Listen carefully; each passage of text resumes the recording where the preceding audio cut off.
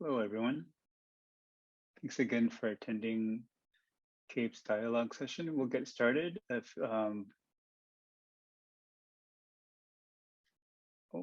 see what's going on.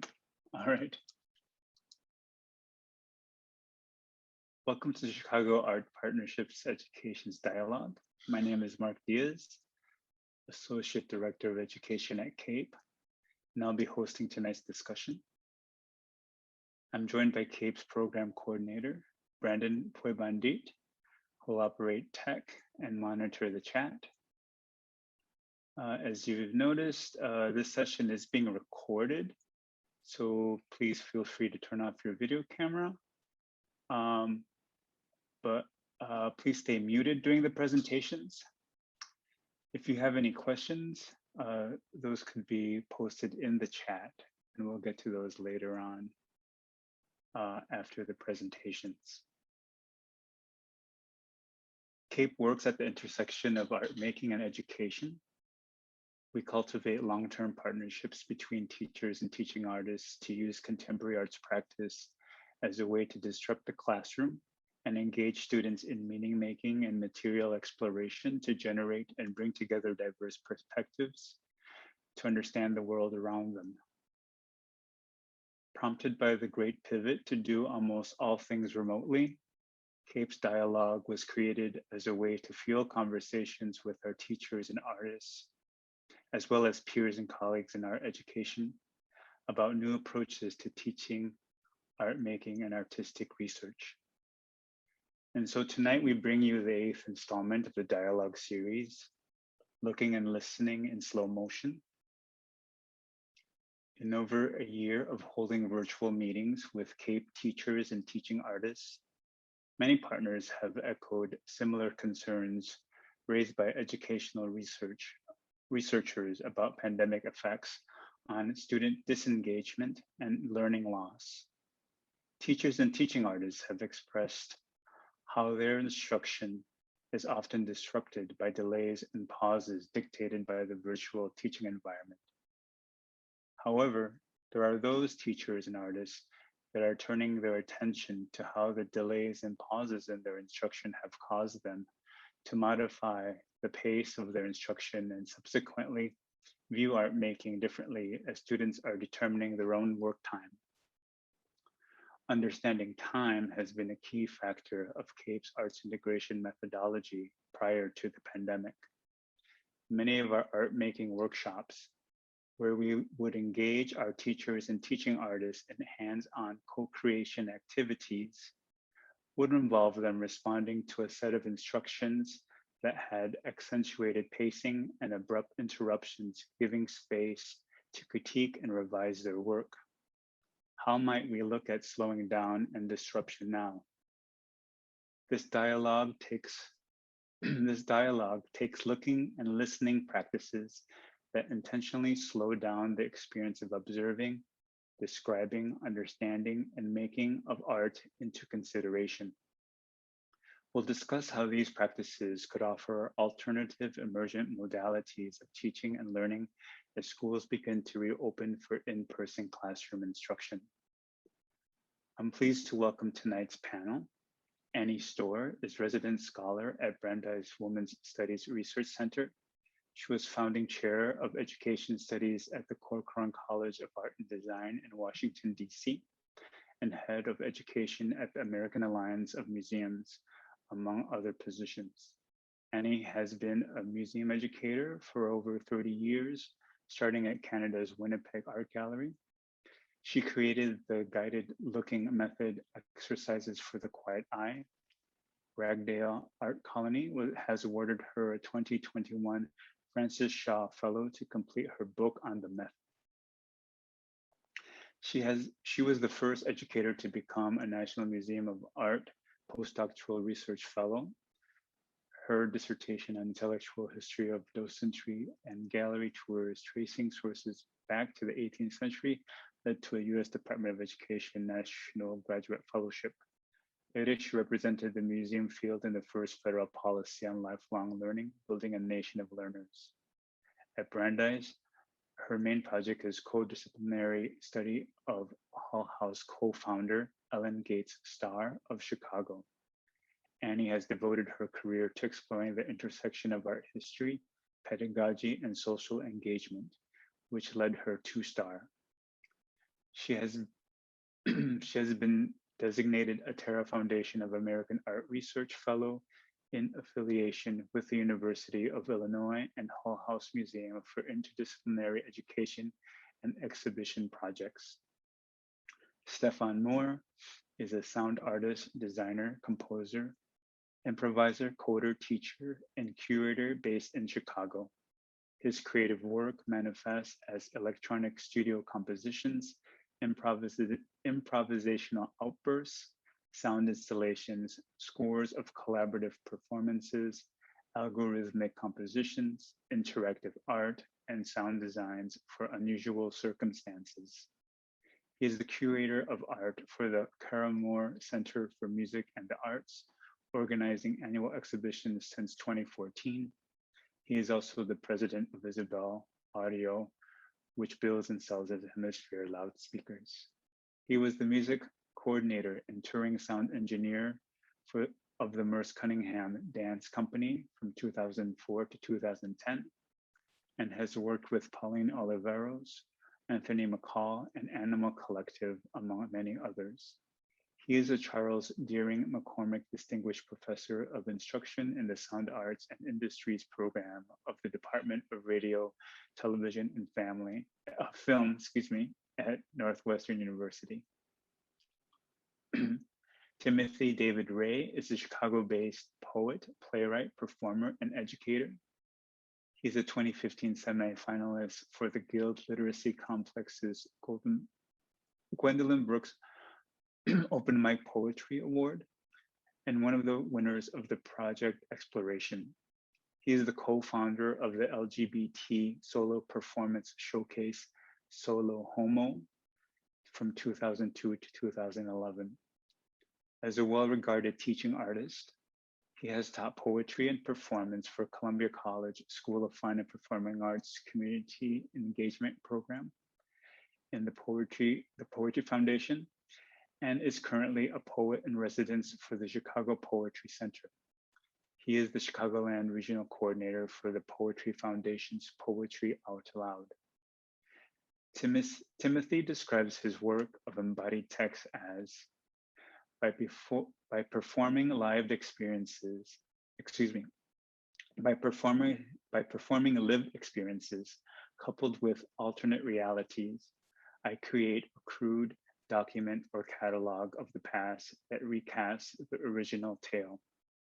For me and others, this opens up a myriad of possibilities and centers around the idea that when we revisit experiences, we can also embrace the creative freedom to adjust the story, and by doing so, take new control of old narratives. Each presenter will present for approximately 15 minutes. First, we will have Stefan Moore, who engages in an exercise. Stefan? Thank you, Mark. Yeah,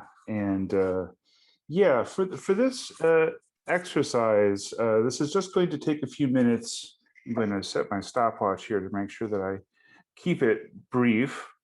And I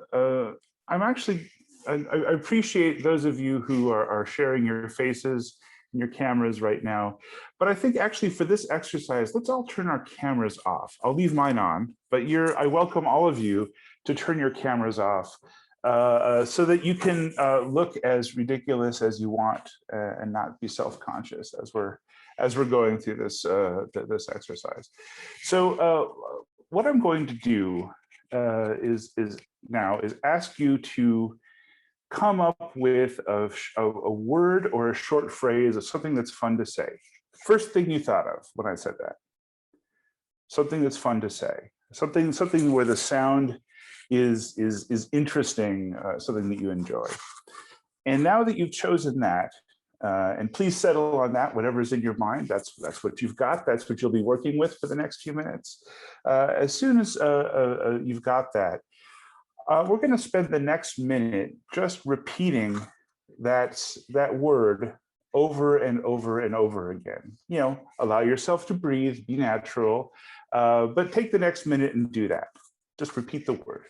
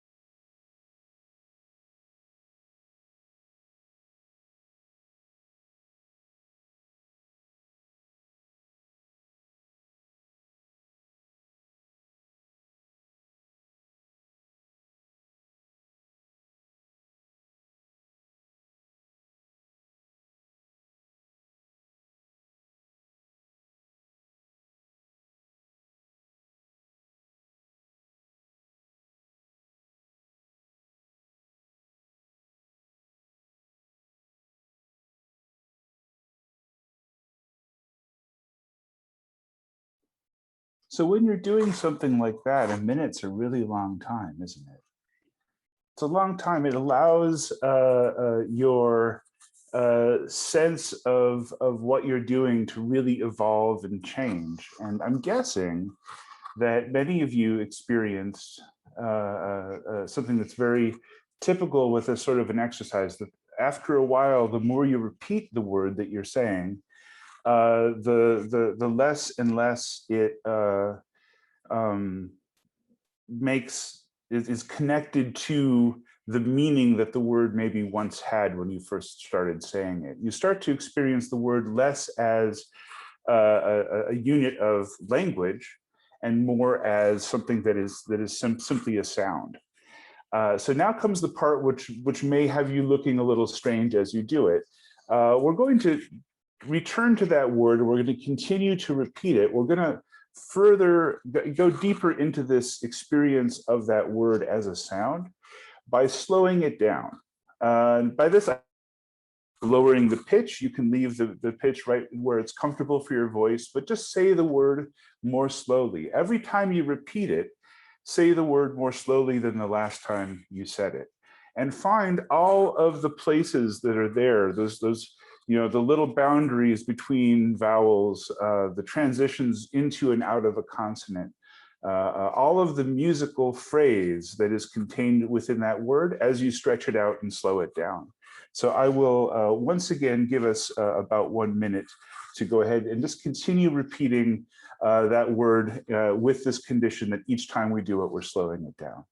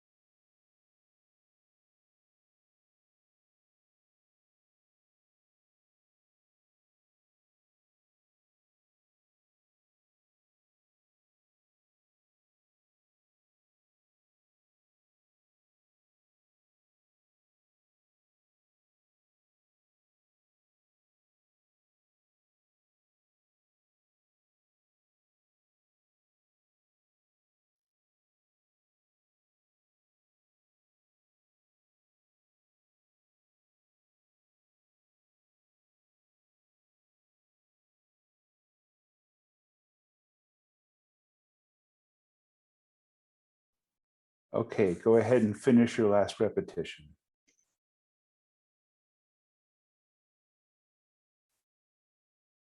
I'll talk a little bit more about this exercise as part of my talk when we get to it. But maybe the one thought I'll leave you with on this is just how much previously undiscovered terrain that exists within this word that you would normally speak so quickly and use as part of a sentence, and would really focus on using it for the sake of its meaning, as opposed to just focusing on the sonic aspects of it. This kind of flipping things around, slowing things down, stretching things out, and entering a feedback loop of noticing and producing sound and listening to sound and producing to sound and continuing that cycle is something that I'll talk a little bit more about, but I think probably also connects to something that my fellow panelists will also be saying in their talks.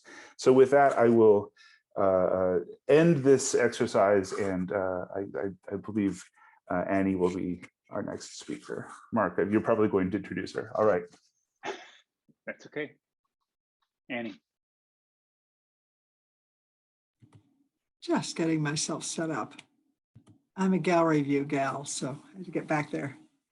In a few minutes, we're going to do a looking exercise, at which point, because purposes are different and people are different, I'm going to ask you actually if you are willing to please open up your videos so we can watch one another. And if you'd like to now, that's great. I'm a kind of interactive person. So I wanted to take a few minutes to talk about a movement in the art world that you may or may not have heard about. But for over a generation, art educators, and especially museum educators, have been together and separately in pods and a kind of mass movement, trying to work on how to help adults and children, individual viewers and students, slow down their looking. And believe it or not, you might want to put this on your calendar if you don't already know about it. The first Saturday of every April is International Slow Arts Day in museums all over the country. It used to be celebrated by 75 and then 100 museums around the world. Now it's thousands and thousands. And you can go on the first Saturday of April to whatever museum is near you, and you're likely to find special activities that help people slow down in their looking. Now, the reason for that there are many reasons for that, but the big one is that observation has told us that adults spend something like 17 seconds on average. Now, averages are just averages, but 17 seconds looking at a work of art when left to their own devices. And typically, school teachers, classroom teachers, or art teachers tend to draw the attention of a class to a work of art for something like 15 to 30 seconds. So imagine that we'd had only half the time of Stefan's music exercise. What is powerful about a work of art is what I speak of as the experience of integration. I'm not talking about disciplinary integration in the classroom, but the integration that happens when you take in a work of art. Part of that experience is sensory. It's just taking in stimulus. It's getting yourself oriented among colors and brightnesses and subtleties. Part of the experience of a work of art is emotional, and part of the experience of a work of art is intellectual or cognitive. And for those people who've had the really pow, the so-called transcendent experience of works of art, one of the things that we know is that when those things happen, when those moments that you always remember encountering a work of art happen, they almost always have engaged all three: a deep sensory experience, a deep emotional experience, and a deep intellectual experience of the work of art. So in 17 seconds, you can't possibly do that. And if you ask students to look at a work of art before you then pick up the conversation with more information or with questions, if you give them 15 to 30 seconds, they can't possibly be sinking into a work in a sensory way, an emotional way, and an intellectual way. So what's behind the slow art movement is giving looking time so that whether we are kids learning to look or adults who think we already know how to look, that we have the time for things to happen that we did not expect. I was, as a museum educator and as a department chair at the Corcoran, I had a very unusual set of positive resources where the Corcoran Gallery of Art and the Corcoran College of Art and Design in Washington were a conjoined institution where we both had a world-class museum and very disparate and diverse audiences. And we had a department that could do observational research. So it's very unusual that we could spend with students and other faculty members thousands and thousands and thousands of hours watching all ages of people, repeat visitors, new visitors, and how they behaved. And we paid specific attention to what happened before, right before someone walks away from a work of art to another work of art. And starting from that point, we tried to figure out as gallery guides, teachers, ways that we could circumvent the motivation to walk away after a quarter of a minute. And this was with children and with adults. We really focused on 3 goals and what might happen if the experience of looking could just breathe, could take its own time and slow down. I've spoken about the integration, the emotional, sensory, and intellectual experience. Well, if you want that to happen, most people experience it going back and forth. Not, okay, it's time for me to be emotional. It's time for me. It's not that. It's, why am I confused? Is that a feeling? No, I'm confused about this. I'm having that thought. Wait a moment. There's something in the background that's kind of disturbing. It's a color I can't make sense of. That one needs time to let a work of art work in all these 3 ways for you. Second, besides enabling the possibility of this integrated transcendent experience.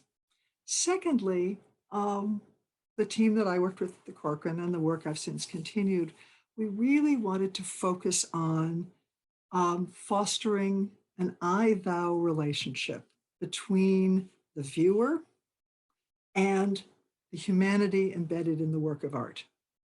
And when I say an I-thou relationship, this is a quotation from Martin Buber, but it is saying that the humanity in me, the viewer, recognizes the humanity in the work.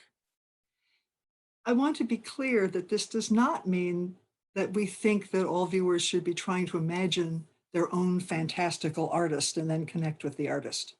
Rather, it's a matter of sinking into a work of enough that you can feel the human authenticity, the maybe unexpected message that comes from it. For those of you who practice yoga, this I-thou relationship becomes very close to what is expressed in Namaste. The spirit in me or the humanity in me recognizes the humanity in you. And to do that, one needs to, as much as possible, minimize the role of the person who stands in between the work of art and the viewer, and facilitate as much as possible a kind of growing patient relationship between the viewer and the work of art, not the instructor in between. Thirdly, because we realized that one of the key factors that was causing people to walk away from a work of art was that they just didn't get it. Either they just didn't get it, as in, I've been here for half a minute and I'm uncomfortable because I think I'm inadequate and I can't understand it. Or I'm standing in front of this thing and I don't get it, so the artist must be trying to trick me. And it doesn't really matter which, but if you have either experience, if you're walking through a gallery and every 20 seconds, you're going, I don't get it, I'm incompetent. And the next one's, I'm incompetent, I don't get it, the artist is trying to trick me. And the third one is, I don't get it, I'm incompetent. You build a habit of not feeling safe exploring. So the students and faculty that I worked with at the Corcoran began to develop what was then called the Corcoran method for looking, which had to do with designing or borrowing old classical museum education activities or inventing some new little activities that would extend looking time and would extend looking time in a way that distracted people from needing to rush to figure out the puzzle, to sort of sidestep the urge to figure out the work of art, as if the work of art was created so that somebody could treat it like a puzzle, or to forestall, to sidestep, to give a little patient time without a rush to quick find a meaning. And the only thing you may not say in one of the training programs that I've been involved with since is you may not ask the question, what does it mean? Because if you're looking at a work of art and you've seen it for a minute or two, you cannot possibly know what it means. And we try not to encourage precipitous interpretation. So with those three ideas in mind, to allow for the sensory, emotional, and intellectual integration of the experience, the development of an I-thou relationship between a viewer and a work of art, or hundreds of works of art, and not just in this class or this tour, but for a lifetime, and for developing a tolerance of ambiguity so that viewers feel that it's okay to be in the presence of something they don't understand and are attracted to. That's a marvelous sweet spot to be in. To be in a state of not knowing, but wanting to be there. And that is such a precious moment that we began to develop what is now called Exercises for the Quiet Eye.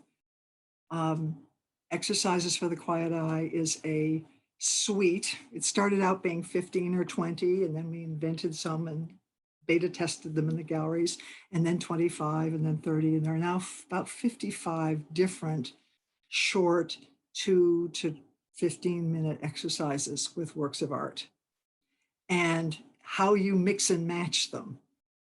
If you normally in an hour, you might do 4 or 5 such exercises. Well, there are a couple of classics, but then you might choose a couple of exercises that would emphasize how to be patient with being uncomfortable that you don't get it, or a couple of exercises that would help to be more comfortable to describe to somebody the experience you're having, to use a few words about the work of art without thinking you have to explain it. So there are many, many different exercises. We're in a minute going to try just one, just a sampler. But when you came into the room, if you were a couple of minutes early and took a moment or two to look at that amazing drawing, which is about 3 by 4 feet, done with pens and ink.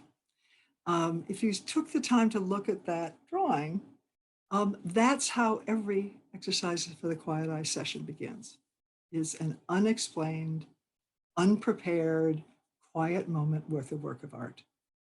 And if you came on just as Mark was putting it up and were looking at it for much of the time until we gathered to begin to speak, that was 5 minutes, or put another way, almost 20 times the normal looking time. And part of what's important about EQE is nothing magic. It's simply engaging people's attention and giving them permission to do what you're asking them to do so that they don't actually worry about whether they're getting it right or not. So different exercises can probe different exploratory areas of works of art, but 2 or 3 things are really pretty basic. One is that we, well, let's do it this way. I'm going to put up my screen, give you the basic ground rules for EQE, and then we will do an exercise, and you'll get the message once I give you the ground rules. So let me share my screen, if I may. I believe I'm a co-host. Yes, you are. Very good. Okay. I'm on a fairly antiquated system, so I will move from here to the beginning. Here we go. And may I ask if you're seeing a full screen? Okay, very good. Yes. And I'm going to move you, gallery, down a little bit so I can see you. All right, this is just a title page. I've just been going over with you the basic principles of exercises for the quiet eye as part of a much bigger slow art movement. Here are the basic ground rules. They're a little bit counterintuitive at first. One is that each person chooses what work of art they're going to focus on. If we were on a tour in a gallery, or if I were an instructor in a classroom, and we were not virtual, I would invite you to come into the gallery and choose anything that you'd like to spend a few minutes with in the sound of my voice so that I can walk you through an exercise. In the virtual environment, we only get to do 2, but you're still going to get a choice. And I think it will be very clear right off that if the leader chooses the work of art you're going to look at, you have suddenly minimized the possibility that the viewer is going to want to develop an I-thou, a personal relationship with it. But if they get to choose the work of art, even from 2, there's a little more promise of that. Secondly, not what we would often do in a classroom, but in general, we minimize the use, for the time being, of the artist's name or the titles. This is not art history. This is looking practice. This is learning to look. And often, as soon as it's a habit, it's an art habit. If you love art, you tend to start asking yourself, I wonder who made that. Do you suppose that was a Picasso? Do you think that's, and as soon as you start thinking about the artist, you are thinking less about the work, or you are trying to fit the work of art into an artist's career rather than, and it means that you step away a little bit from your direct I-thou relationship with the work of art. And as for titles, well, titles sometimes are made by the artist and sometimes not. So sometimes they're fibs. And often they are precipitous or premature indicators of the subject matter, which ought to be explored. So everyone chooses what they're going to look at for themselves. We minimize the use of the artist's name and titles. So if we were in a gallery, I would simply say, would you go over and stand in front of the work that you've been looking at? And then, I'm going to ask you something about the exercise or something.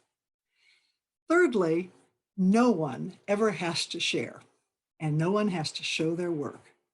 Because if you are drawing a sketch in one of several exercises, or if you are drafting a line of poetry, or if you are writing down some response words, we don't want any self-censoring going on. And we don't want you to be actually writing down what you're willing to share rather than what you're experiencing.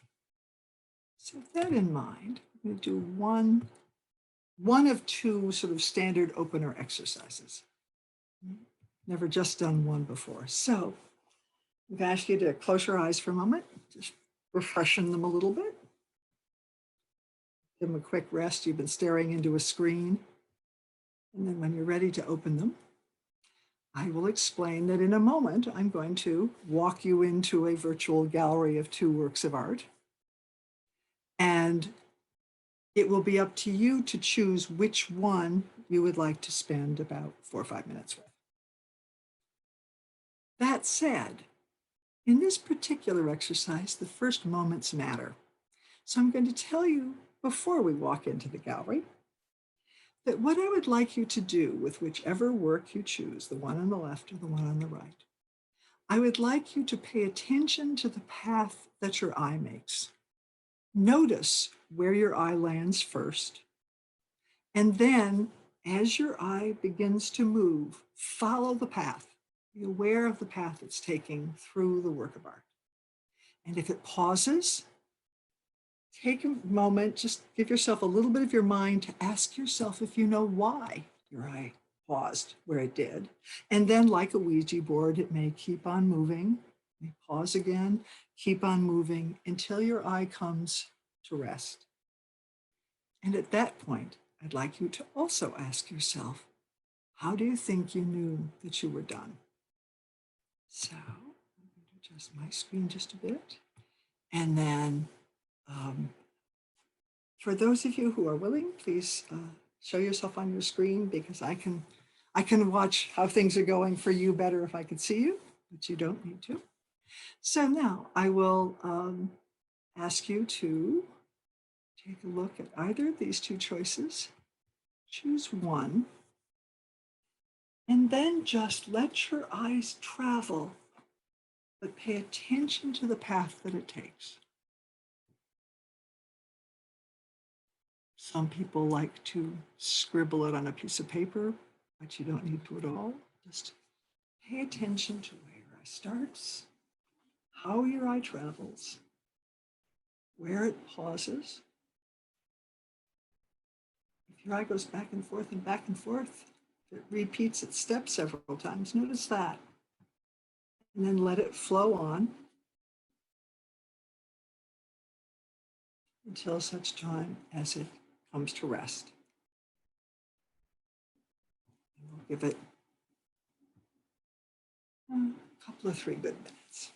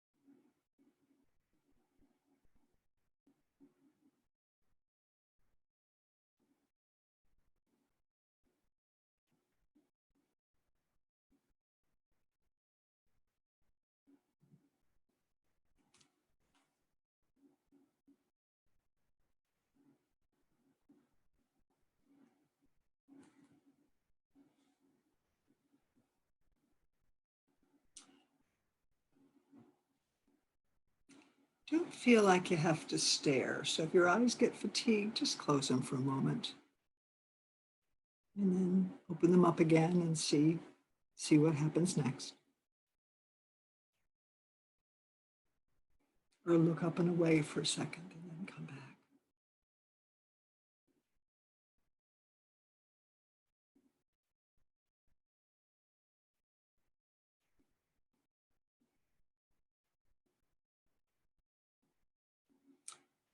If the other work you didn't choose is distracting you, you could cover it with a sheet of white paper and it won't do any of the rest of us any harm.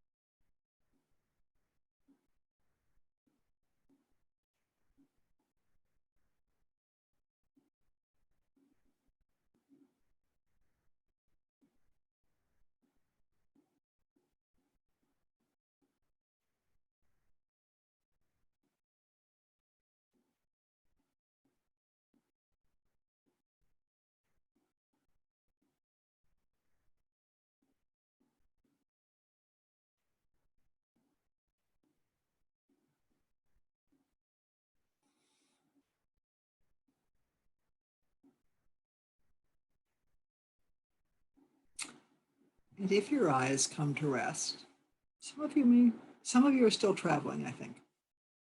If your eye has come to rest, just give this a quick test and see if your eye wants to do it again. Try starting over again.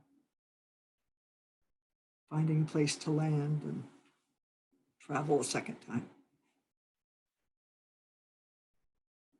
We'll give it another half a minute.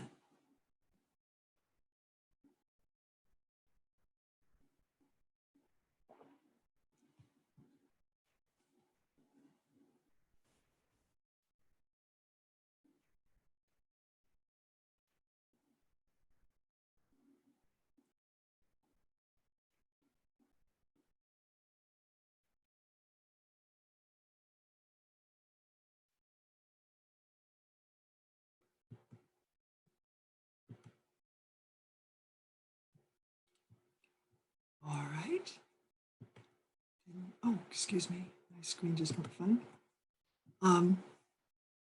All right, then let me ask you to come back.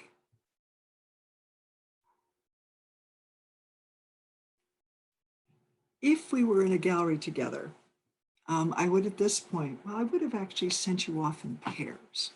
So introduce yourself to a stranger and go off together and choose a work. And then I would have asked you to each show each other the path that your eye took. And I can tell you now that having done this exercise probably 500 times, no two people have ever taken the same path side by side, looking at the same work, having chosen it together. What's happening is that when you start to look, well, the artist has had a lot of power over what you see first. Human eyes will do it. The letter A will do it. Red will do it. But what happens after that is that your eye and your mind start working together to sort of make sense of what you're looking at. And each step, as it moves on, and each step, if there were 2 of you or 50 of you, your paths would tend to diverge. And the longer that you're looking, the more of the experience portion is coming from you and your mind guiding your eye.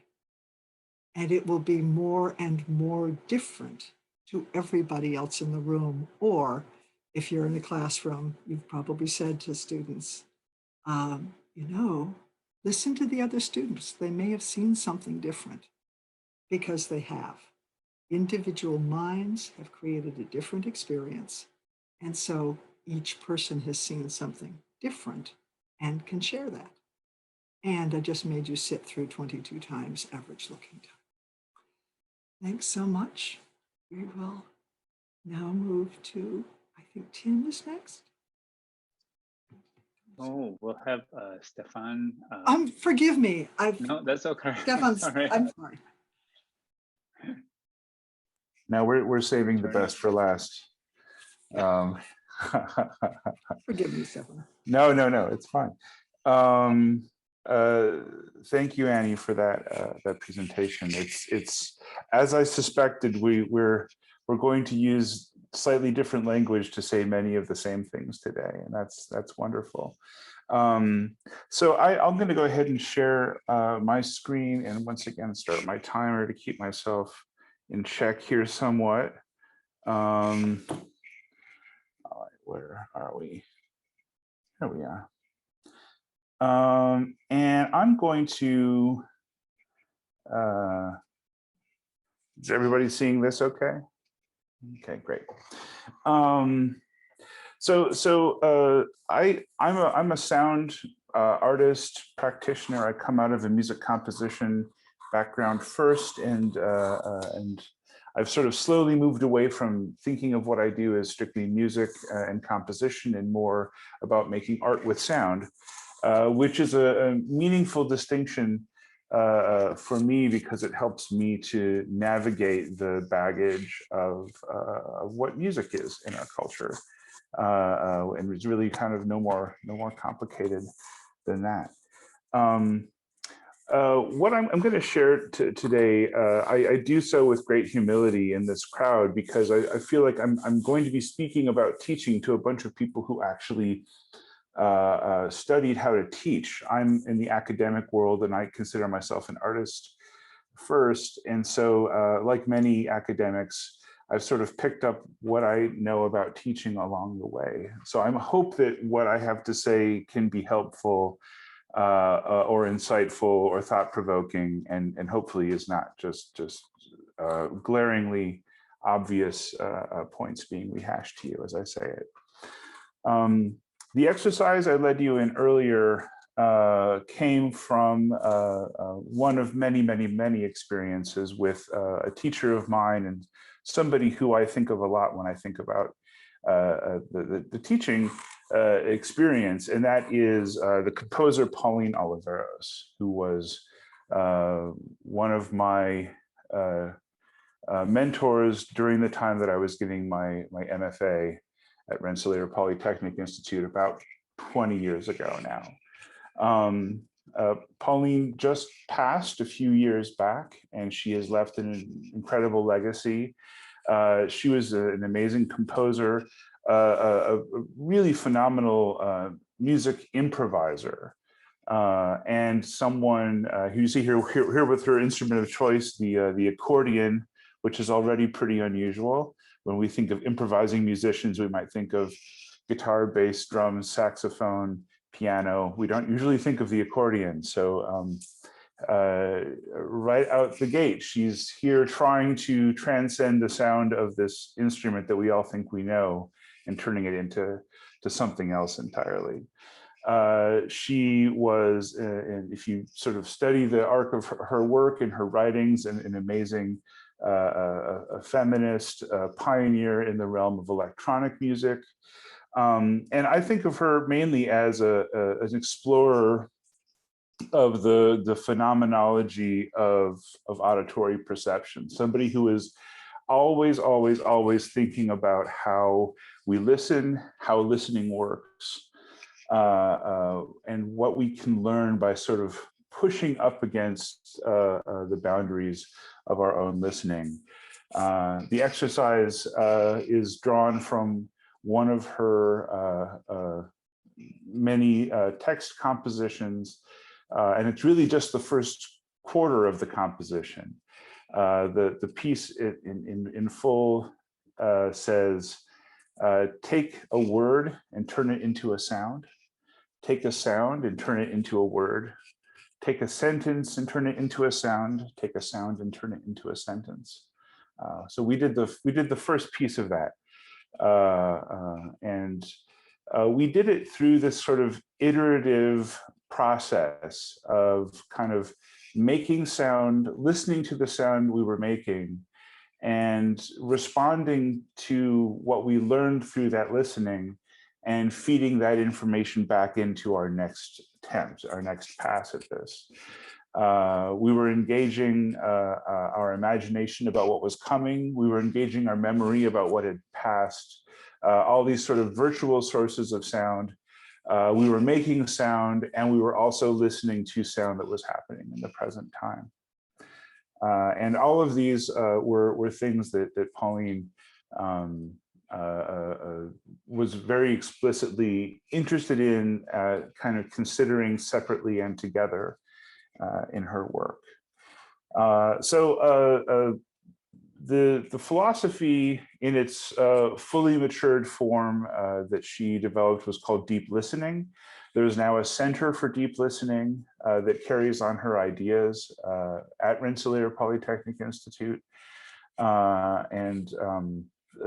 This is the definition that she would always give as sort of the shorthand.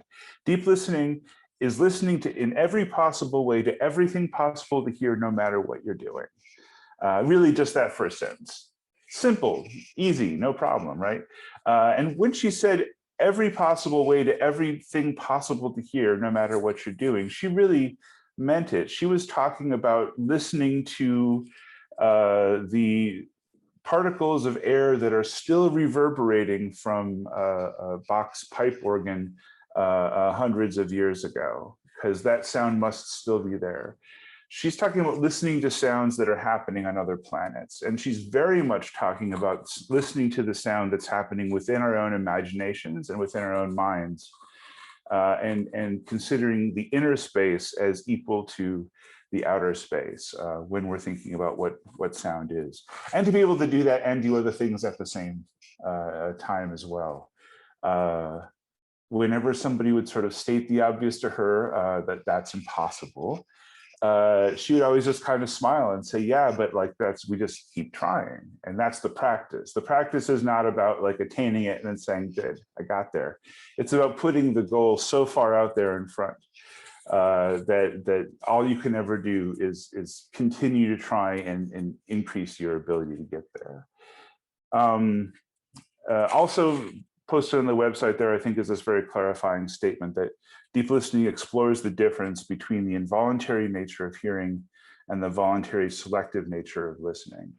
that we are always, on the one hand, aware of a certain circle of sound around us, and we can work to increase that awareness and take the part of our brain that's always taking background sound out and turn it into foreground and continue trying to listen to it and broadening and pushing out the boundaries of our awareness at all times. Well, at the same time, being able to have mastery and control over the focus of our auditory attention, to be able to listen in great detail to individual things or groups of things that we want to within this field of our awareness. And many of our exercises went in that direction as well.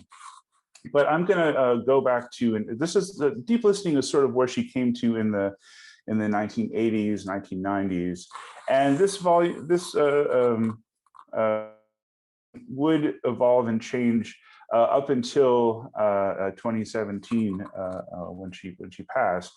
As she continued to kind of tinker with it and think about it and reconsider it, it was very much something that was alive within her practice and something that she was continually in reconsideration of. I'm going to turn to something earlier from her, the 1974 Sonic Meditations publication that she made, where this is taken from the introduction to those, and before she was using the term deep listening. And each sonic meditation was considered an individual composition, but they were very much text compositions that were meant for performers who did not have a specific musical proficiency or certainly any virtuosity that they were working with. And they were instead just artists and people who were working within their means, mostly using just their ears and their voices. So each sonic meditation is a special procedure for the following: actually making sounds, actively imagining sounds, listening to present sounds, and then remembering sounds. Two of these mental and internal, one of these in action where we're making sound, and then one of these where we're listening to the sound, sometimes just listening to the sound that we're making and using that as the source. And this is what I was saying earlier, is the sort of the four things that I believe we were all doing as we were going through the exercise that I used to open the evening. So I just want to talk a little bit about how some of these ideas have entered my teaching, and then talk a little bit about how these things have existed in the pandemic.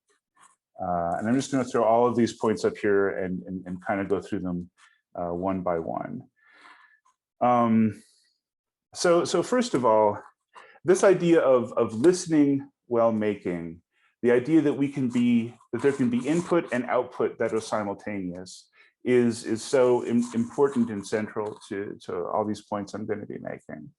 The idea that listening is not passive, but if you're really engaging with the sound, it'll stimulate responses within you. Now, if you're an improviser, a musician who's improvising, this dialogue with the sound and the idea that responses are almost want to leap out of you in response to what you are hearing is something that you really want to cultivate.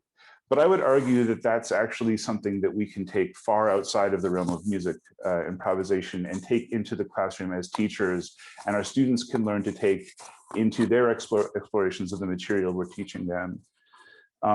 So the first thing that I would say is that with practice, this did not come easily, but with practice, I was able to model this behavior of listening and responding in my teaching. And this idea led to a bunch of interesting discoveries in terms of how I approached the exercises I would work on with my students. My focus became a lot less about being prepared with all of the answers to all of the questions they might want. And in a field like audio technology, there's a real temptation to fall heavily into the technical. There's so much technical stuff to know that can kind of become an end unto itself, and you can lose sight very quickly of listening and sound and the experiential nature of what you're doing as the primary thing. So I would find myself realizing that most everything they wanted to know technically was easily found in a manual, on a web page, in a help file, on a YouTube video if we needed to. But what we really needed to be doing was making sure that we were asking really good questions. And so I sort of used this listening method to try to engage with students in what they were getting at and try to become their partner in asking the questions. And then all of a sudden, it was no longer this hierarchical position of me delivering the news about how it's done, but instead, both of us as co-learners and co-curiosity havers turning into the material. Working with way and encouraging students to kind of engage in this kind of a feedback cycle in their work. Exercises, which would just be sort of like getting something under your fingers, learning how a mixing board is patched, for example, or learning how a particular piece of software code works. You can really turn that less into an exercise and more into an exploration. Something where mistakes are made, but discoveries are made, and that students begin to have a lot more ownership over the things that they're learning.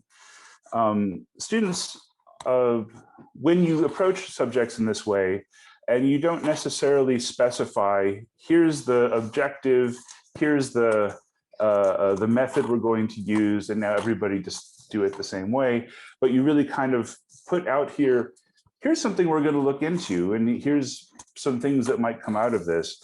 They're really able to locate their interests within the projects that you give them naturally. They may not all learn all of the same things because they may not care about learning all of the same things, but they are able to have the experience of making discoveries, and also of watching each other make discoveries and sharing in this sort of recreation of knowledge and the pathways along which knowledge is created.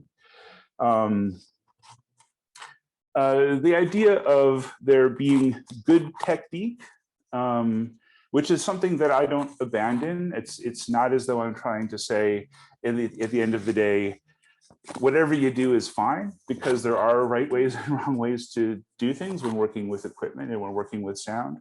But I think that allowing the good technique, the technique that not achieves what I'm hoping that they'll find, but achieves what they're hoping to find, because often they know exactly sonically what it is that they're looking to produce.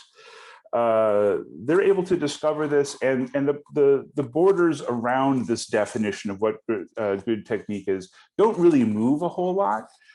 People end up focusing on ideas that are effective and work well, but the borders around that space are maybe a little broader and a little fuzzier as people are able to engage with the material as they hear it and are able to put their own definitions on what is a workable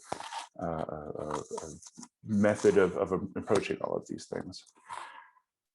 So as you can see, I came out of a kind of a music technology and arts education that at one point in time, I think was very formulaic and very prescriptive in how it approached subjects.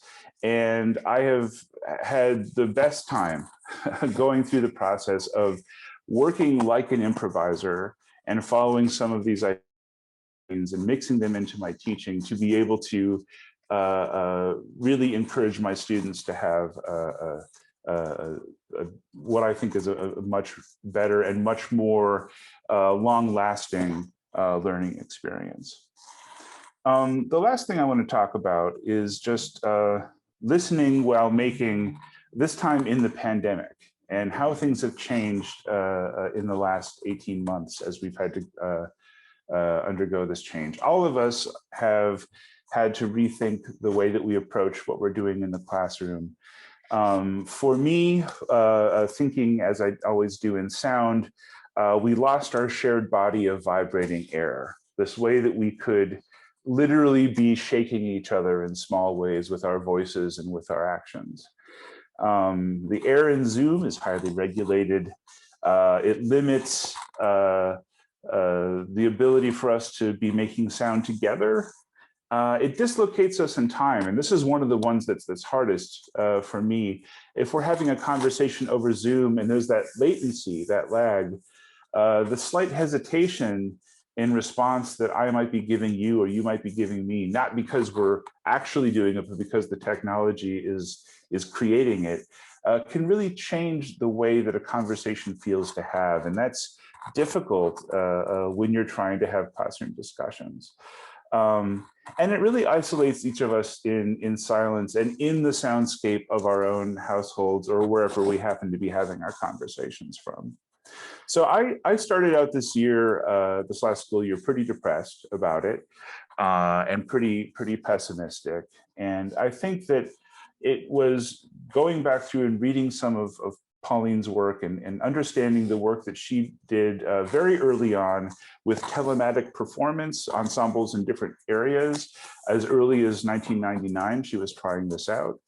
The performances that she would go into and give in Second Life, which I don't think Second Life is around anymore. It was an early collaborative, multi-person virtual world that you could participate in. She would go in and give concerts with all of the limitations that were implied by that space, just because she was very interested in the possibilities.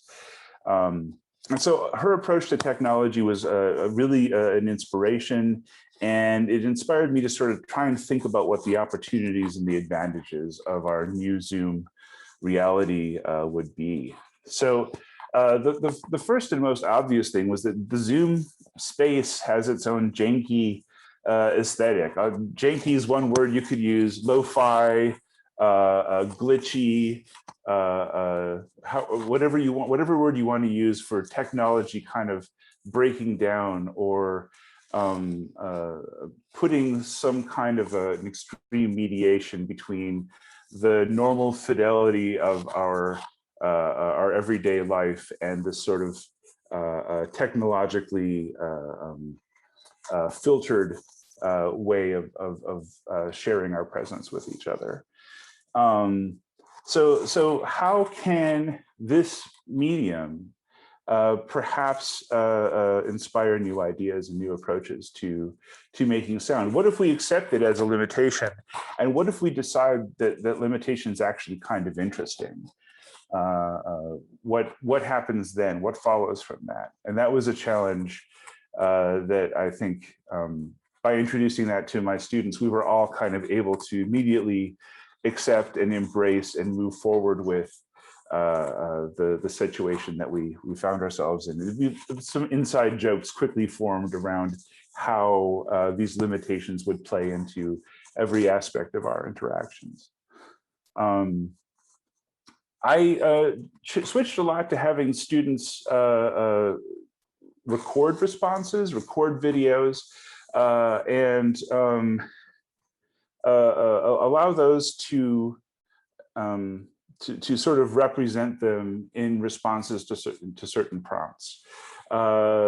This allowed students who are maybe less outgoing or less likely to sort of jump in with gusto into an online conversation to have a much more equal footing with the other students, and allowed voices to be heard in a way that felt much more egalitarian. And I was really pleased to hear voices that normally wouldn't come to the foreground as much come out. And so that was something that was very inspiring. And finally, just removing some lectures and discussions from class time, some of the things I would normally be speaking about, turning those into pre-recorded segments that they could watch, and then really focusing on discussion and maybe the sharing and critique of work in real time during our class times. The classic idea of flipping the classroom. I think this last year was the one that sort of got me flipping the classroom. So I'm at time, and I'm going to leave it there. And I'm sure that my colleague Tim here will pick it up, and then we'll all be able to discuss this together in the Q&A at the end. So thank you very much. Thanks, Stefan. Timothy? Hello, everybody. Thanks for joining us. Hello. I don't know if I'm a poet. I'm an image maker, and Mark and I go to dinner and we talk a lot about image making. And the imagination is responsible for making those images, and we all have one. And that's where the talent lies. It does not lie in skill, it lies in the imagination. And the imagination can be ignited in various ways, definitely by looking and listening. And so this year, I had a unique experience, as a lot of folks did, working virtually with students. And I'm going to be talking a little bit about that experience in the classroom, in the elementary school classroom. And then I'm going to finish with some examples of some images that I would like you to look at, only a few images that I would like you to look at, and I'm going to follow Annie's lead. I'll give you about a minute to look at each of them, not 5, but I will give you a minute to look at about each of them. But I concur with everything that's been said. And I've just remembered that often silence, and I'm going to be talking a lot about silence today, is used as a punishment. And that can be in the classroom, in the home. And it's used as a place of not knowing and perceived weakness in Western culture. So one question I asked myself is, how do we embrace silence and slow down from the beginning? And this signals something different to the student and the teacher, and how does it impact learning? So in remote learning, as a teaching artist, I couldn't see what the students were doing. Their teacher had a Google Guardian or some way to see the workbooks or the lesson they were working on, but I could not. So how does one teach in silence? Is listening happening, and how do we know that listening is happening, including the teacher? So slowing down can tie into the concept of deep study, which suggests that it is not how long one is engaged in the activity, but rather the quality of the study being done and the time allotted. I'm quoting the book, The Talent Code. Side coaching, and Annie was talking about, and Stefan, about the teacher or teaching artist getting out of the way and sidestepping when viewing a piece of art, and that includes poetry. Marilyn Nelson, a poet who works with persona poems, famously taught West Point cadets meditation and asked them, even though they thought it was difficult, to find a place where they could practice daily in a very hypermasculine, very militarized, structured world. And as a class, they came up with their own mantra as part of her poetry class. This is an example of slowing down instruction. The learning culture here represented is a military, male-centered, curated environment. The results are long-lasting, and as we're talking about, even if you're meditating for 1 minute, it can make a difference. And now we are revisiting that ancient method in popular culture, as you may know from our apps like Calm and Headspace. I've used a meditation technique, and this really goes back to creating the image in the mind and letting the imagination fly. I ran into a teacher on a retired teacher on a plane, and we talked for 5 minutes, or for 4 hours, I'm sorry, on the way to California, all about meditation and using it. And I was very skeptical, but I went ahead and I did this, and she said she had done it in her classroom and it had worked one time. And so I found a pre-recorded meditation that I could use that included sort of an outer body of experience. I wanted to kind of replicate what she was telling me about in the class, and read the poem to the students that we were going to study for that day, but then asked them to meditate for 10 minutes to this recorded guided meditation. and to put their heads down. So they would not be looking, but they would only be listening. And then there was a bell in the classroom, and the bell was rung, their heads came up, and they started writing in silence. So the whole class was conducted in silence. This was done in person when we were working in person. This year I started with daily doodles.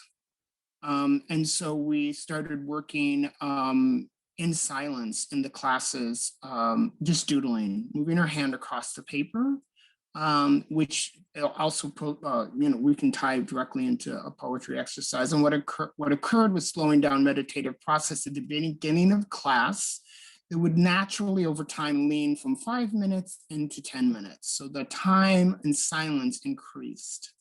And this was an example exhibit that the student creators were in a state of flow or a state of blackout where the activity is central to what is happening. One might say that you're getting lost in it. And he was talking about that. You're having your eye travel. The eye has to travel, right? So it's important to note that daydreaming, boredom, and imagination are at their height at these times we're in flow. You ask an athlete what's happened when they're in flow and they can't tell you, right? They're in blackout. They're completely engaged in the activity for the activity's sake. So boredom heightens daydreaming because moments of boredom resemble sleep. Each inhale and exhale become part of the experience when the mind finds itself in an interlude of rest, and synapses connect in different ways and new thoughts are formed. The listener creates his or her own harmony in the space, just as our minds might feel boredom with a story or an observation. That's why we start making lists when we're standing in line at the grocery store and where the magazines and books are there too while we're waiting. So this slowing down or is a non-frenetic state illustrates the physical body wanting to move toward something sometimes. In performance, the body moves first and then we speak, right?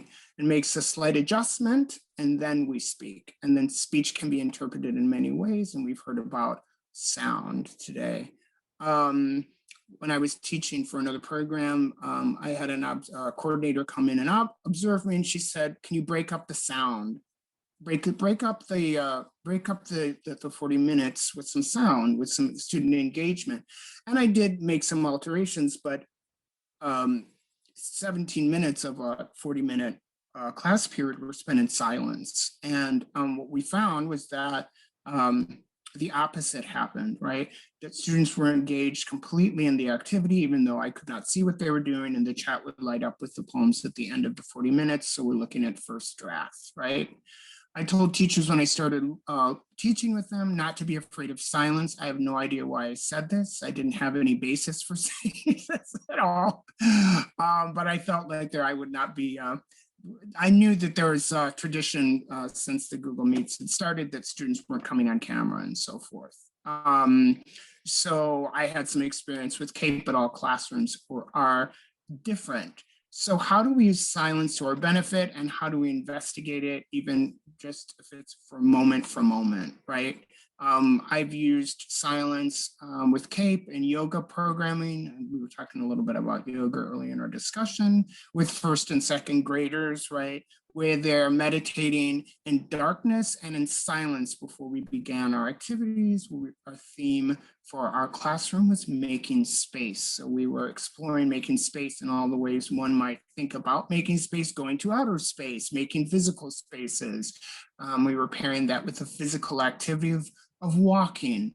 And then we did take them on the last day to the Museum of Contemporary Art as well. Poet Joy Harjo says that she's inspired by a sound when she starts writing her poems. And to have sound, we also need silence. And there's different ways of doing this. Participatory walks, right? Sound walks, participatory walks. A poem, of course, can work sonically and visually, even if you're reading it yourself way before breakdown interpretation, right? It will work visually on your eye. It can work sonically as well.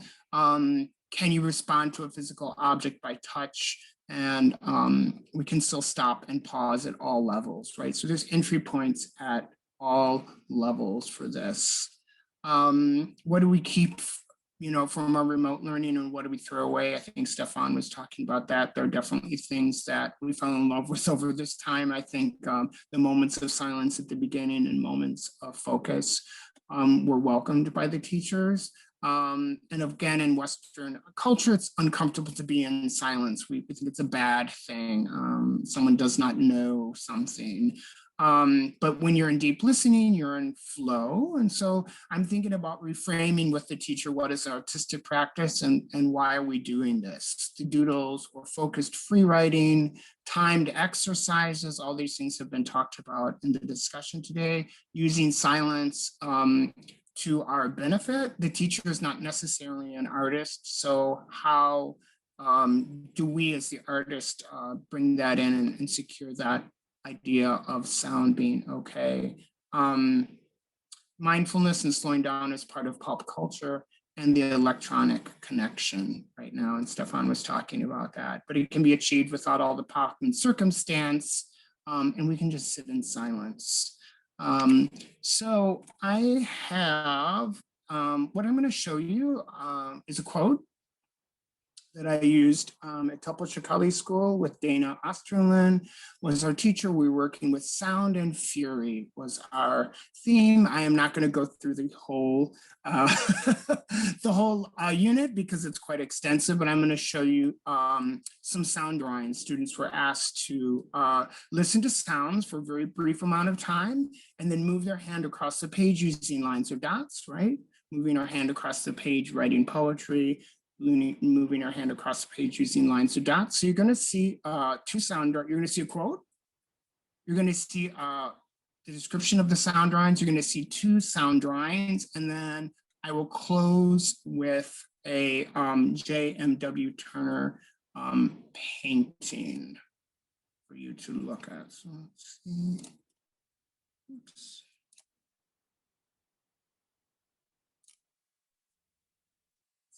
Oops.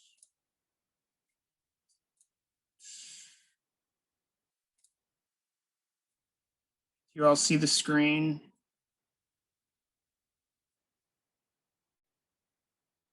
Yeah. I think it's important to find silence and to be periodically defamiliarized with your voice and sense of saying things.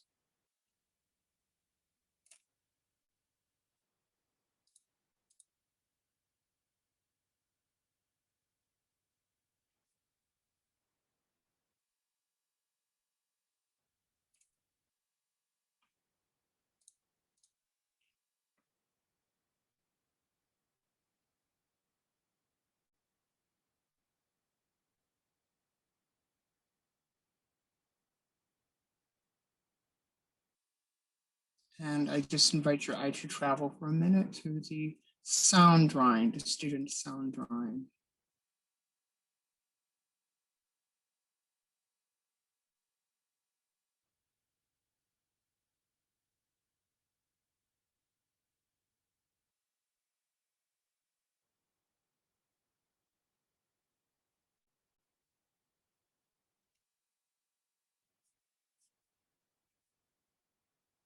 Here's the second image.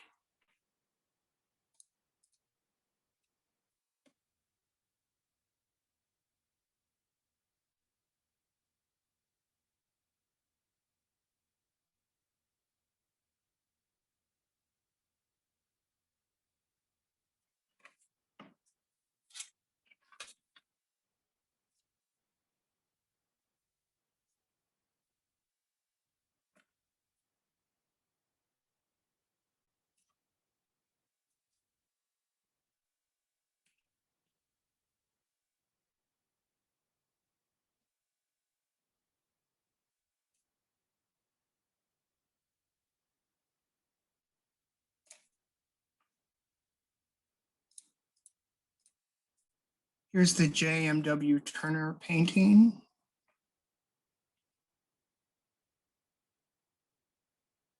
Turner by Maurice Manning. One morning when the weather was strange and haunted following a rain, I believe a fog had settled like a thought over the field, and the sun that peered through it troubled the thought. I remember saying to myself, for no one was around, it's like we're living in a Turner painting, a haunted cave of melody, so indistinct, almost unseen, as if a painting could convey its time and also imagine a time after, but keep the original time, to let it heavily hang in the present. The point is, something in the world is timeless, beyond the measure of time, yet we perceive the timelessness in time, aware of its weight and of its passing lightly like a song through a voice. It isn't always beautiful. The voice, the time, the foggy scene. I said the fog had settled like a thought over the field, but the thought wasn't mine. I wasn't sure if the scene was beautiful. Something was ghostly. The spirit of something not alive was there. But maybe it was alive. A spirit passing to the night, now lingering over the field. The sun, as cold as a cat-eye marble, was out of place in the scene. But there, we love the sweeter passages of time, but never get it right.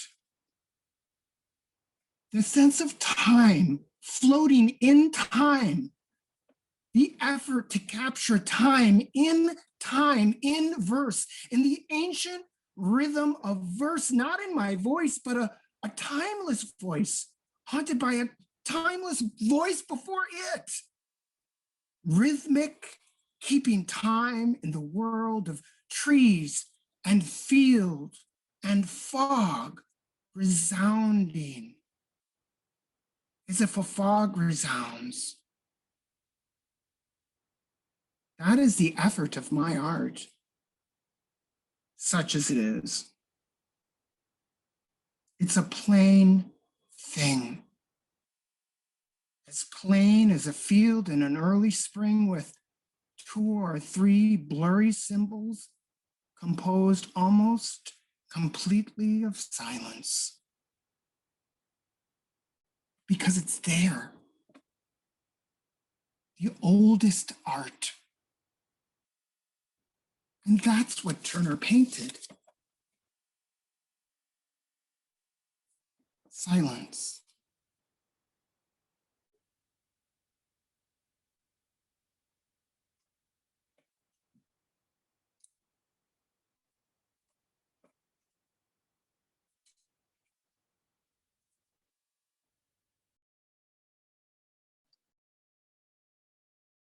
Thank you, Timothy. Thank you, Annie. Thank you, Stefan.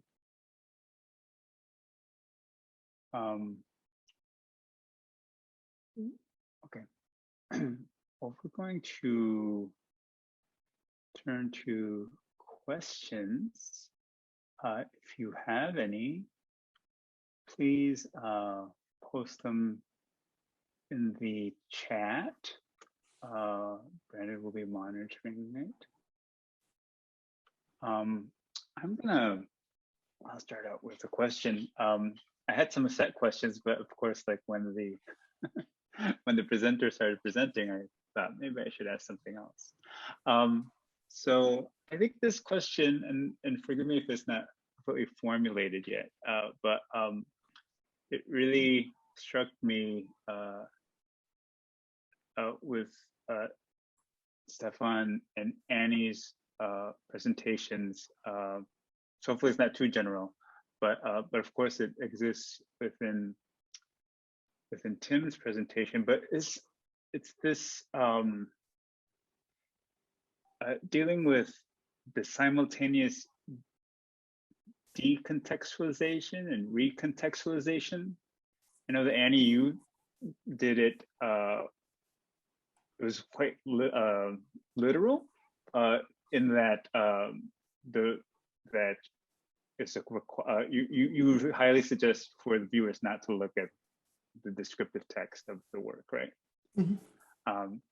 And so anyway, I'm just kind of curious if you could talk a little bit more about that tension between decontextualization and recontextualization. How times that there's this playfulness there, but there's also a way of navigating it so that you find intentionality, and then you're allow participants to get in the moment of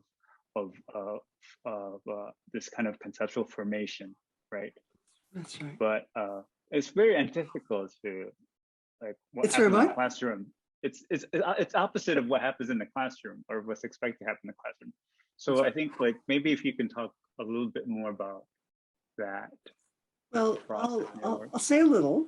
And I think I would start out by saying that in our culture, in art, in our society, we get into a whole lot of problems when we try to come up with the unitary solution. You know, the way we ought to be doing things is. And so we get these pendulum swings of the way we ought to be doing things. You know, well, no one method is sufficient unto itself. And every teacher I know in the classroom knows that. So what this work in the slow art movement, and particularly with EQE, is trying to do is to insert something that we had let drop out. I'm an art historian. I'm a trainer of museum educators. I believe in tours and lectures and all of that stuff. Context is, you know, rich and deep and meaningful. But one of the things we know about the brain is that it cannot multitask. Not really. It can toggle real fast, but it can't be thinking about two different things at once. So if you are listening to someone talking about the context around a work of art, you can look to the extent that you can follow what they're saying and either be persuaded by it or decide that you're not, but you are guided in your looking by what they have chosen to tell you about it. You can't be exploring the work on your own while you're listening to somebody else to give you a contextual surround at the same time. So if we never make room for training for what, I mean, a lot of what AQE does will be very familiar in music. This is what I'm doing is eye training and teaching people independent looking skills that they can take in their pockets with them. Or to put it another way, most of us look at art with whatever habits of looking we got very early from school, from the aunt who took us to the museum, from the thing on public television that we like to watch. We learn that, you know, this is how you look at art. Well, art is so diverse that if you try to apply one or two or three related methods to looking at everything, you're going to be disappointed or feel not up to it most of the time. So what EQ is trying to do is to give people lasting looking skills, but they are not formal analysis skills, which is what that often is meant, but rather different ways of looking at a work of art so that if this doesn't work for you today, or this doesn't work with you with a Kokoschka, that might work and this other might work. Or if you're tired, you might try looking in a way that you know works better when you're tired. So underlying it all, it's teaching people to be patient, to be comfortable not understanding everything right off the bat, and to explore, but to explore with some skills to do it. Can you build on top of that the sharing of learning in the classroom about artists and cultures? Absolutely.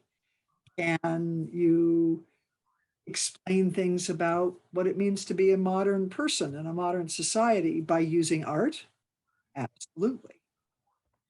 Or any of many other circular integration kinds of approaches. But the reason for looking at art is not to learn about art. The reason for looking about art is to learn about life. And if we're only teaching people what they should be doing to look at art and then listen well, we're not really preparing them to go out into the world where art can enrich their lives. So I guess that's my answer. Thank you. The only thing I maybe would add to that, and that's a great and very sweeping answer, Annie. But in we're often trying to find new ways of knowing things and find new ways of feeling like we're able to discover things, and the main way that this can happen with things that we already know is through reconsideration. Context is the enemy of reconsideration in many ways, because it's the thing that allows us to say we already know what this is, to pigeonhole it, to categorize it, to use the part of our brain that I think wants us to sort of simplify and to simplify our navigation of the world and of these kind of objects within it. And if we can somehow remove or complicate or destroy the context around something, then we're all of a sudden looking at it without some of that basic information, and we're in a position to allow ourselves to have new thoughts and new discoveries about it. And that's really just in very basic terms the premise of the exercise I started the evening with is one way to destroy context is simply through repetition. We're used to hearing this word or this phrase, whatever it is you chose, in the context of a sentence, in the context of a paragraph, in the context of a whole thought.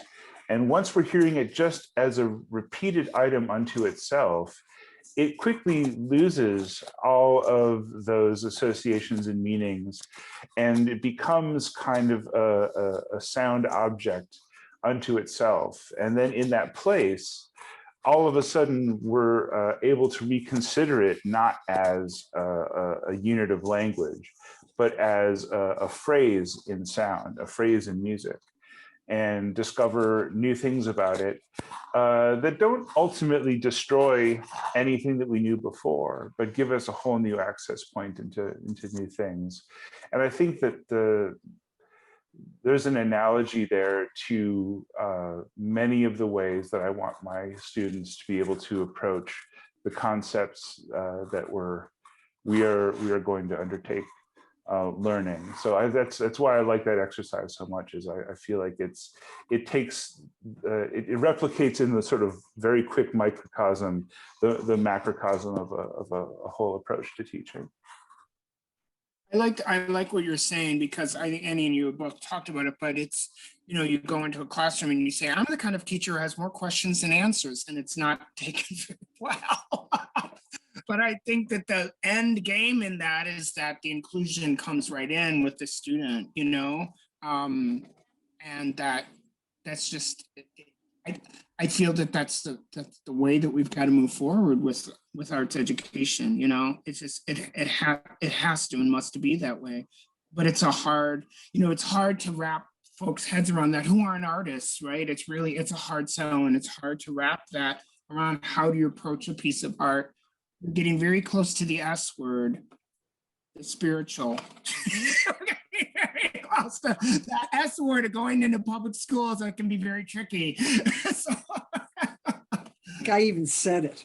That approach, yeah. So.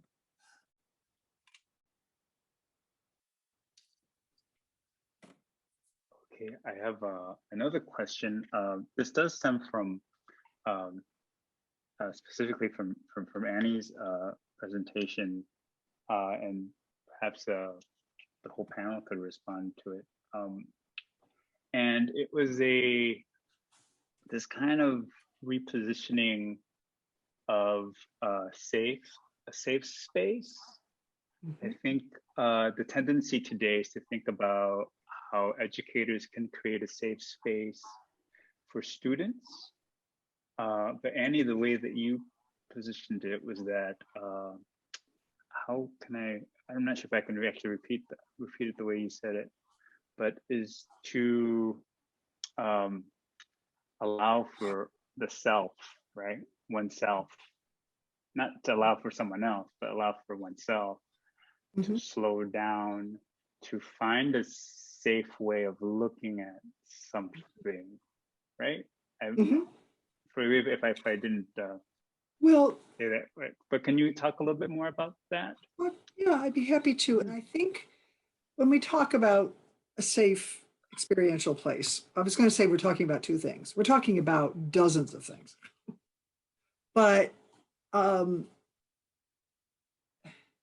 there is artwork that is frightening, scary, undermining, horrifying. I mean, and in the right context, you know, with a wise student, the teacher who knows her students, some of that art ought to get into young people's lives.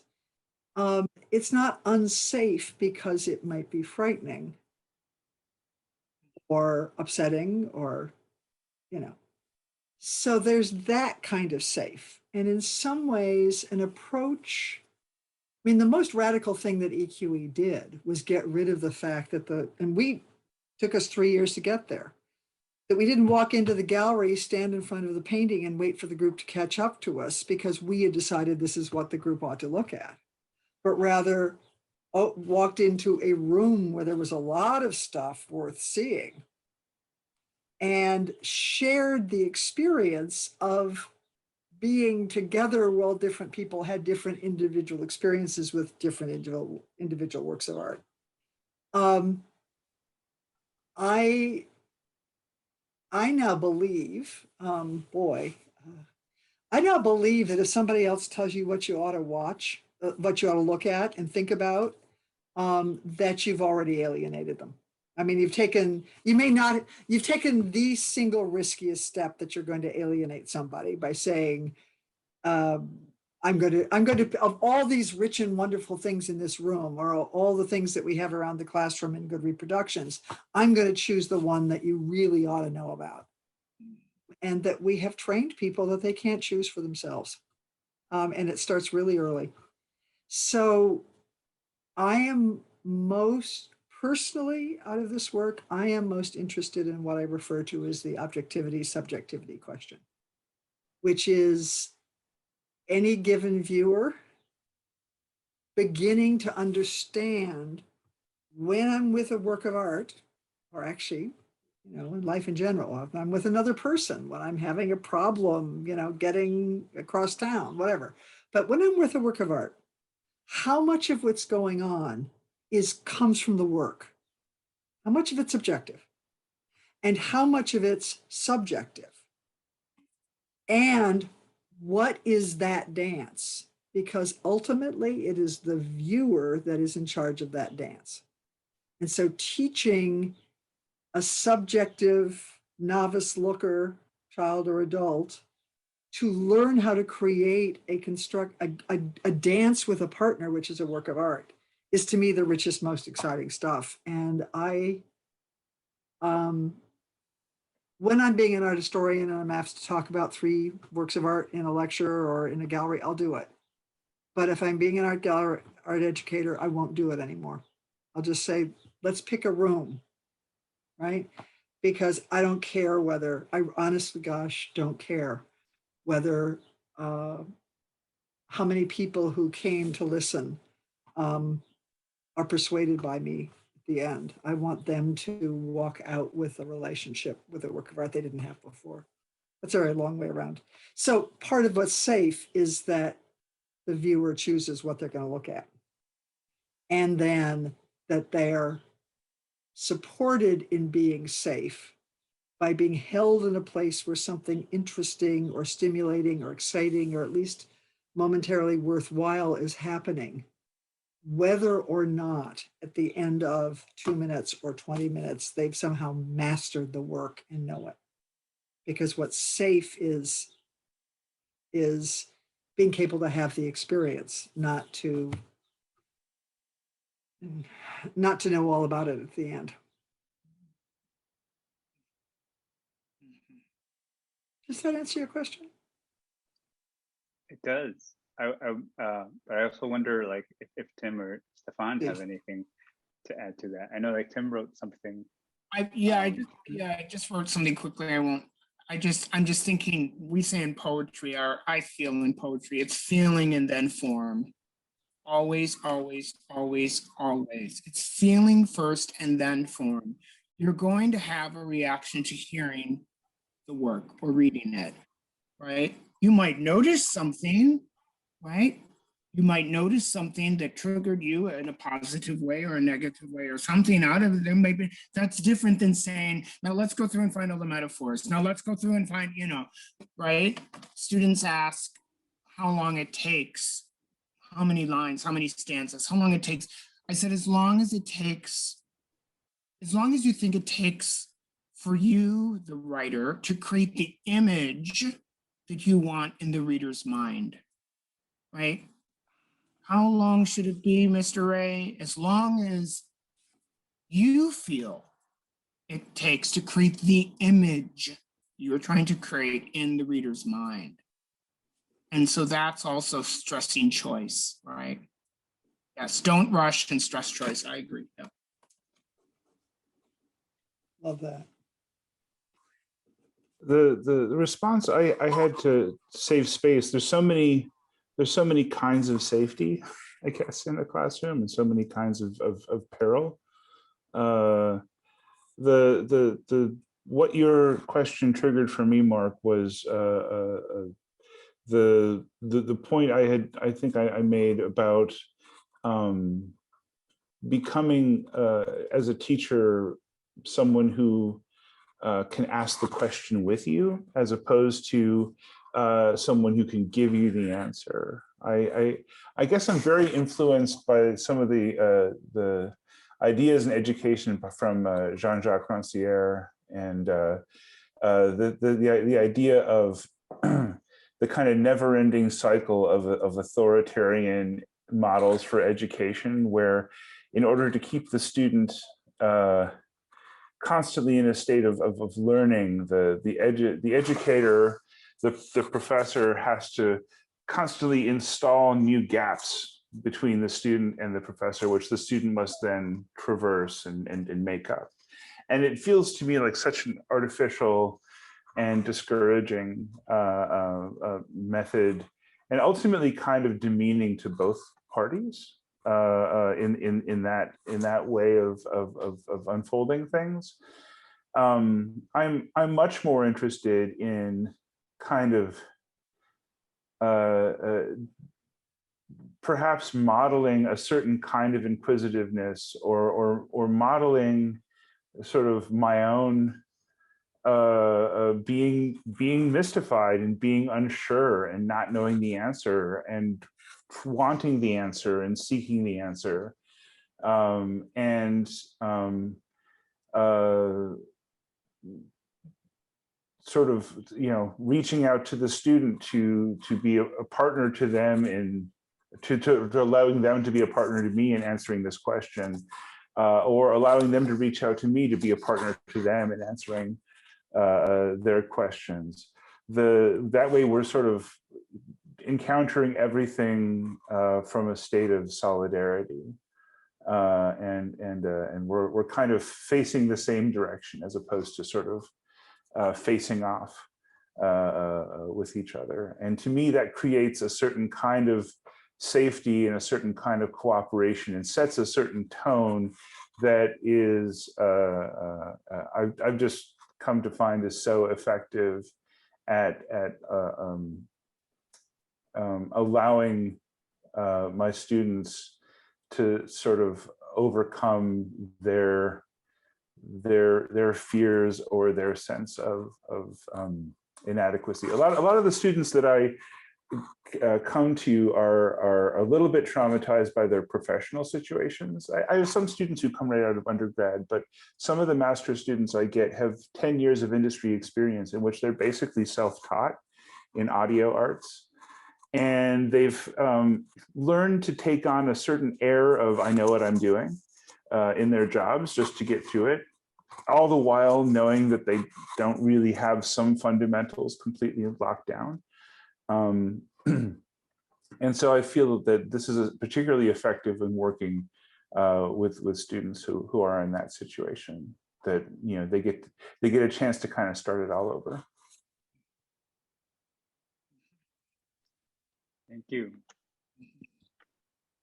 Are there any questions from the audience?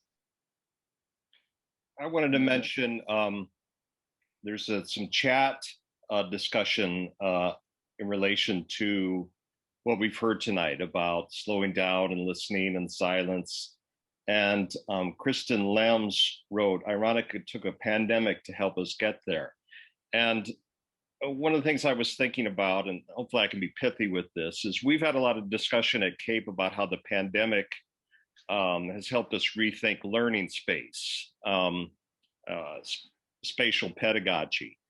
And that's something we had worked on before, but the pandemic really rethought that, because the home itself became the learning space, the aesthetic space.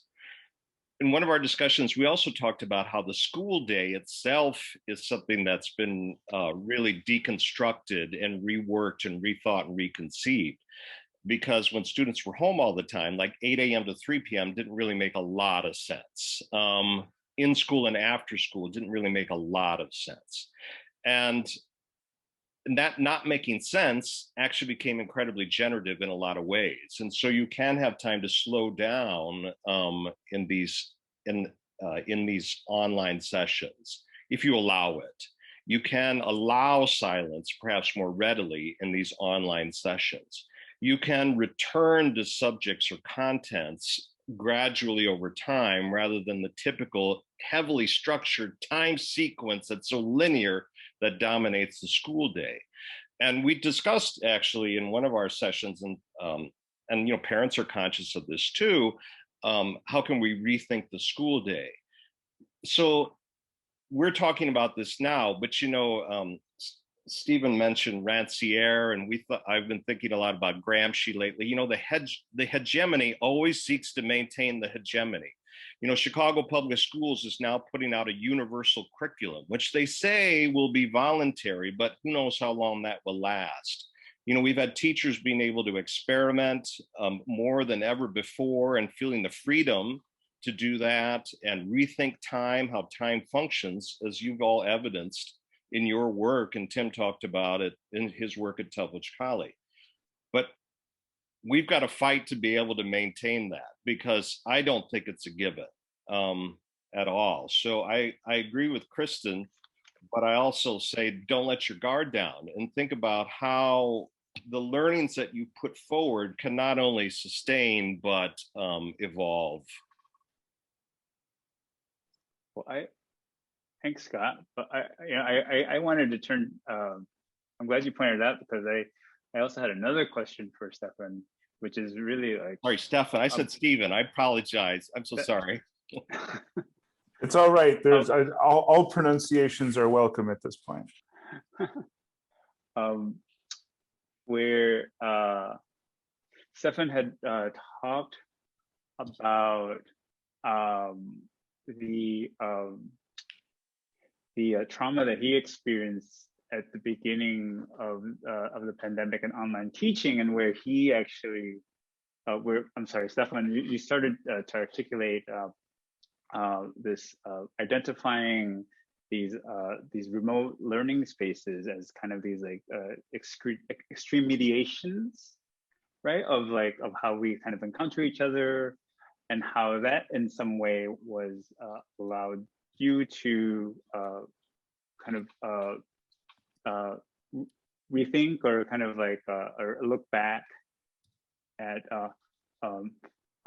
Oliveira's work and her teachings, and kind of rethink about like what does the digital realm kind of open up for you as artist and an educator.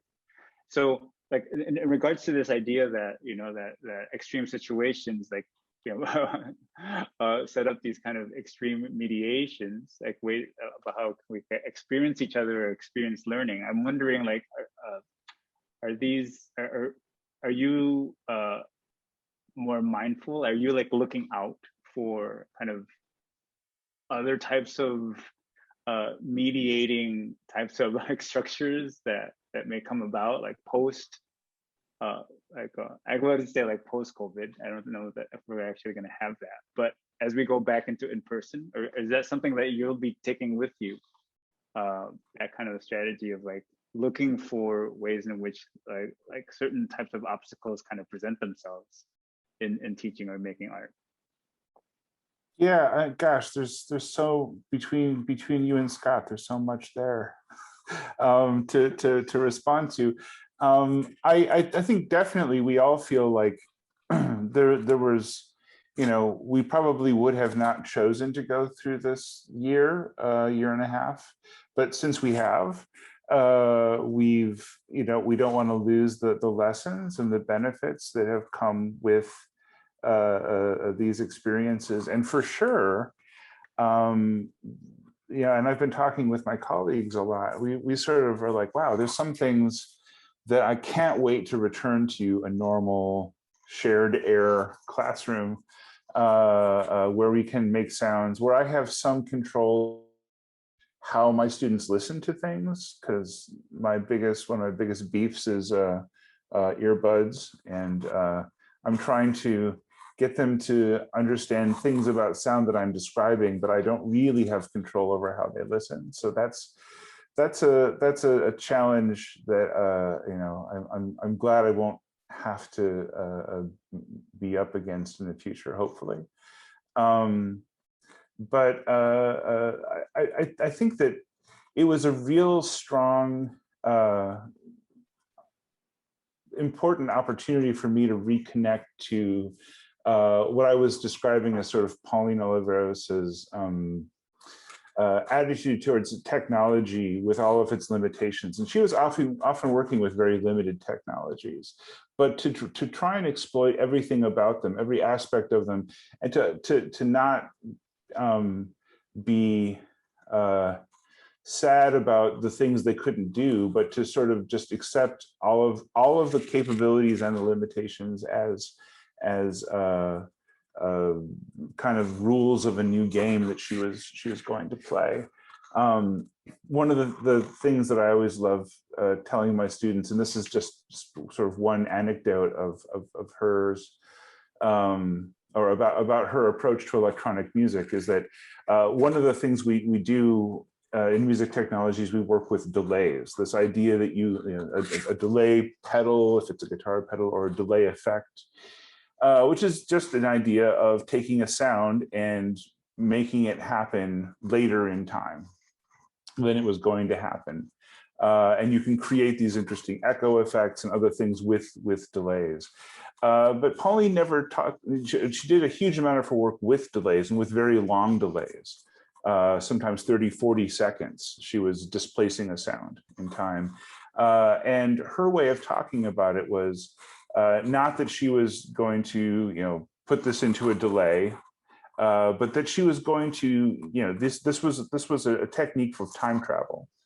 She was going to travel forward in time and place a sound there, so that later, when the present moment caught up to that moment, she could encounter that sound again.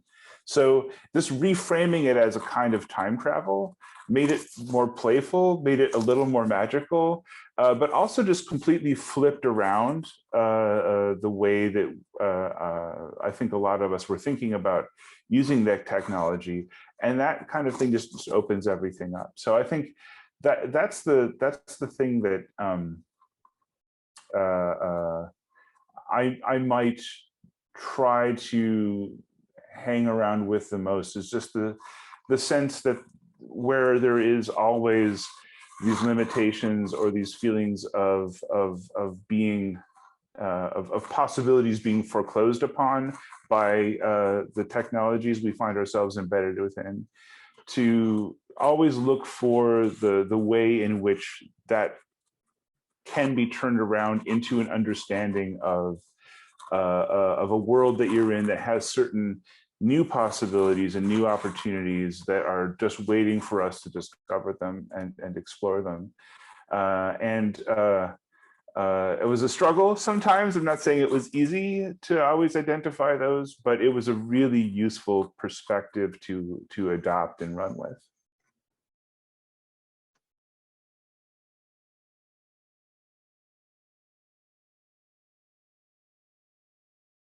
Oh, sorry.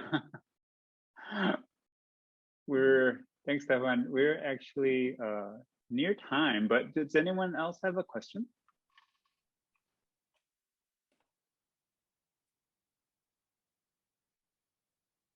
I'm just going to also mention Stefan, the Pauline Oliveros sonic meditations, the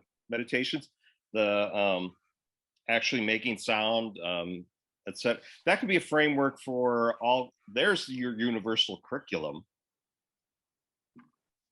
You could, instead of sounds, you could have, actually making poetry, or actively imagining, etc., or whatever, history, etc. It's beautiful. Pauline certainly thought so. So if you came away from this feeling like that, then I guess I was a good evangelist. Thank you. Thank you all. This is wonderful. I think Go ahead, Annie. panel had the best experience. We got to talk and talk and talk. It was wonderful. Yes, I thank all the panelists for sitting with me and when planning meetings. I learned so much through this experience. Thank you so much. And of course, thank you all for attending this dialogue. We'll have another one in a couple months, I believe. We're still planning it out, so stay tuned. And as mentioned in the chat, this will be recorded and will be featured on one of our social or website platforms. So get on our mailing list, and see you at another dialogue or an event in person. Good night, everyone. Thank you, Mark. Thank you, Annie. Thank you, Timothy. Thank you all. It's been a real pleasure.